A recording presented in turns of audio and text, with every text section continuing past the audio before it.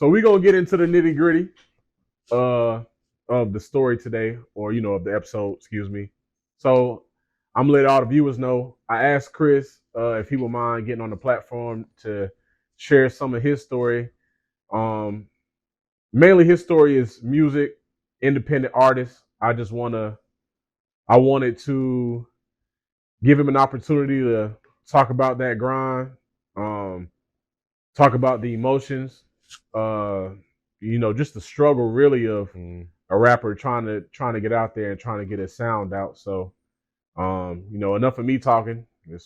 It's on you now. You can start whatever part of the story you want when you first fell in love with music, or you can start wherever you want to start, bro. You want to know what's funny? I always liked music because my dad always had mad music, but I ain't really start messing with it until me and my family had to move to Pennsylvania. And but before I dipped, me and my homeboys would like mess with music and stuff. But it wasn't like I was rapping on nothing. Like we was making beats and whatnot, but it wasn't nothing like now. And then I moved to Pennsylvania.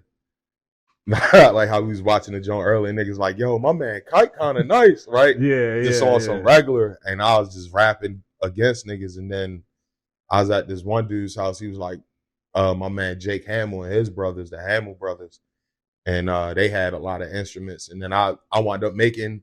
You can look at it now. It's like a little EP, and we put it out on Facebook. Not Facebook. What's the jump before? MySpace? Yeah, we put it out on MySpace. Ooh, boy, you taking it back. But look, hey, I don't have dead numbers. Like everybody knew in York, that little small town. And then, excuse me. Yeah, I was just making songs. Like I never thought about. I just like even now, I just want to be known. Like yo, that nigga's nice, right? I don't even care about like if I do mad shows, that's straight. If I wind up rapping on songs with everybody, that's straight. But at the end of the day, I just wanted to be known as like, yo, that nigga's nice. Yeah. And that's how I always treated it. And it's funny looking back on the songs I thought I really killed. Like that joint is kind of trash now. Yeah. But me and my man switched. Like once I got out of school and could like link up with somebody that was like dedicated with the shit like I was, I started like really getting into it, like listening to different patterns and rapping and things like that, studying different poets, how they would approach things, how niggas would write haikus and shit. And then I tried to just take it where I could. But at the same time, the only thing I thought of was I just want this junk to sound nice. Like at the end of the day, if you read it on paper, you would feel a certain way. Do you remember what age you were? What, when I first started? When you first started like messing around with music, actually started writing lyrics and everything? I want to say either 15 or 16. I want to say like 15 though. 15? Like I said, I just moved to Pennsylvania. Mm-hmm. And niggas out at parties and shit, doing whatever niggas do. And then next thing you know, I'm behind a mic spitting raps and shit. And then like I said, we put them out. Dog, them jokes was like known up there. Like niggas like, yo, that's ChrisKyte. I still got a slushy up there, I think. At Aloha Snow, holler at him. Go get the ChrisKyte. Heard that joint is banging. Oh, that's live, for real. Yeah, real shit. I ain't bullshit like that ass. That's go live. Up there, get my own little slushy.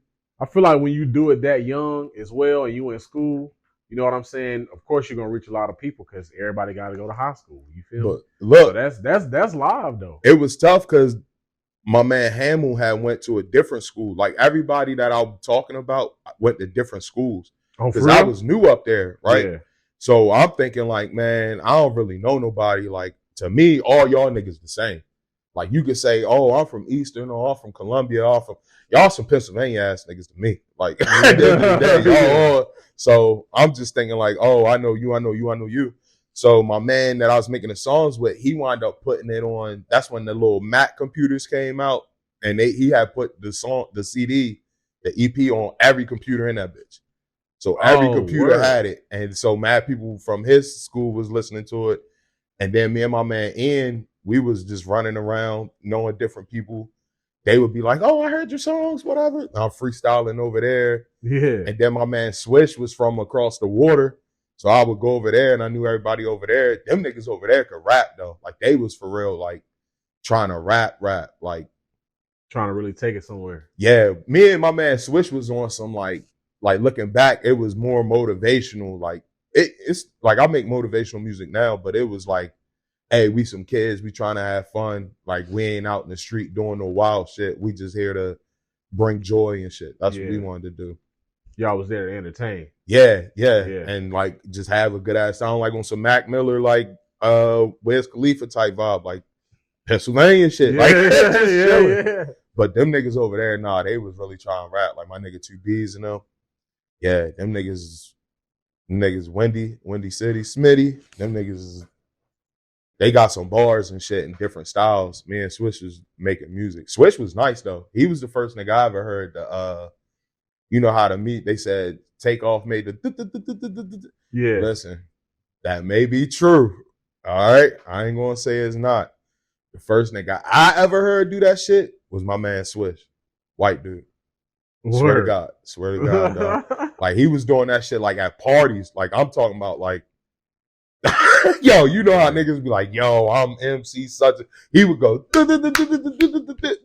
dog, and kill that shit.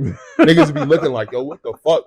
But niggas ain't fuck with his voice like that. But I did. Like I fucked with everything he did because, like I said, that's y'all some Pennsylvania niggas. Like that's what y'all rapping. That's his style. And I thought it was tough. Like I still, dog, that nigga was tough.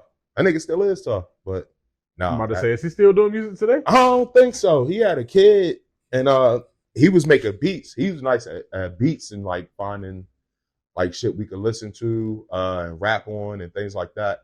Yeah.